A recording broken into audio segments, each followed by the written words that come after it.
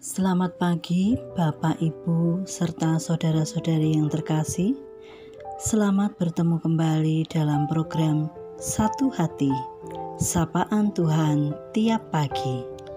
Pada hari ini, Sabtu tanggal 28 November 2020. Tema besar renungan kita di bulan November ini adalah Setia sampai akhir karena Tuhan setia. Sebelum kita mendengar dan merenungkan firman Tuhan pada pagi ini, marilah kita berdoa mohon pimpinan dan penyertaan Roh Kudus. Mari kita berdoa.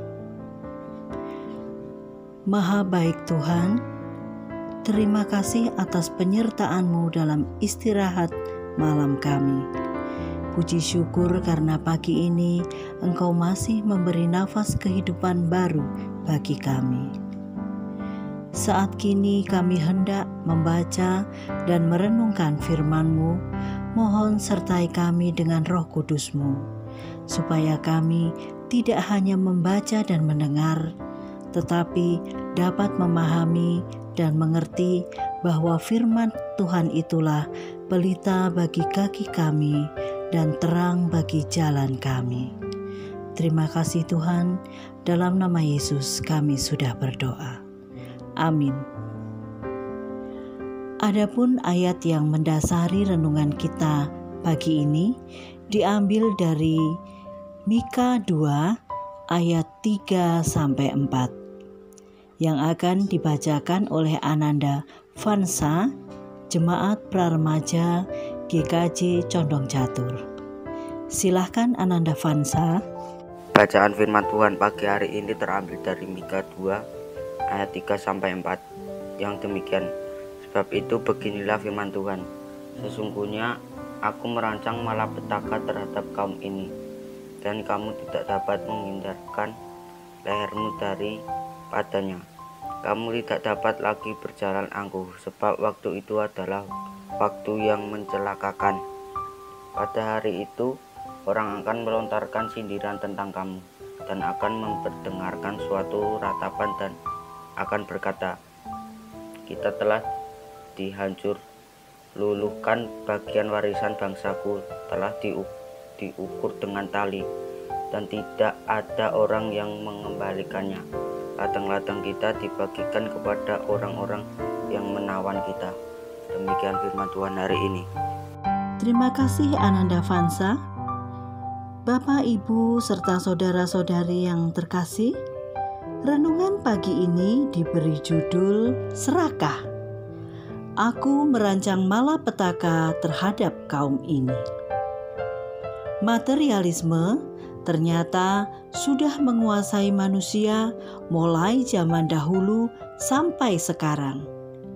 Pada zaman Nabi Mika, sudah menjadi kebiasaan bagi orang-orang Yehuda mencari kekayaan dengan cara yang jahat. Digambarkan bagaimana orang-orang yang berkuasa menggunakan kekuasaannya untuk mengusir orang dari rumah dan tanah pusakanya sendiri, kemudian dimiliki oleh orang yang berkuasa tadi. Orang-orang tersebut bisa bertindak demikian karena serakah. Yang dipikirkan hanyalah bagaimana mencari jalan untuk mendapatkan harta milik orang lain dengan berbagai cara. Materialisme berasal dari watak serakah seseorang. Karena serakah, maka orang tersebut tidak akan pernah puas meskipun diberkati oleh Tuhan Allah dengan memiliki harta yang banyak.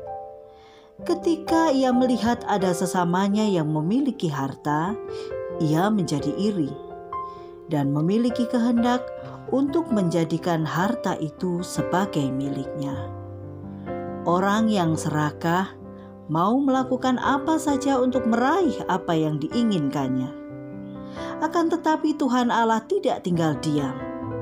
Nabi Mika menubuatkan bahwa Tuhan Allah sudah merancang mendatangkan malapetaka terhadap orang yang menindas sesamanya. Jika sudah waktunya, Tuhan Allah akan membuat orang-orang tersebut menemui hal yang mengerikan dan kehilangan semua yang sudah dimilikinya. Keserakahan mendatangkan hukuman dari Tuhan Allah. Memang harta orang lain nampak lebih baik dan lebih menyenangkan. Namun yang harus kita lakukan adalah yang pertama, marilah kita bersyukur kepada Tuhan Allah yang tidak pernah putus melimpahkan berkat-Nya atas hidup kita. Yang kedua, marilah harta orang lain itu tidak hanya cukup membuat kita iri saja, namun jadikanlah sebagai motivasi untuk kita semakin tekun berusaha dan bekerja seturut dengan kehendak Tuhan Allah. Mari kita berdoa. Terima kasih Tuhan atas firman-Mu pagi ini. Mampukan kami untuk menjadi pelaku-pelaku firman-Mu dalam kehidupan ini. Selanjutnya kami serahkan sisa hidup kami ke dalam penyertaan-Mu. Dan hanya dalam nama Yesus kami sudah berdoa dan mengucap syukur. Amin. Demikianlah Bapak, Ibu, dan saudara-saudari yang terkasih, renungan kita pagi ini. Selanjutnya, selamat beraktivitas. Tuhan memberkati.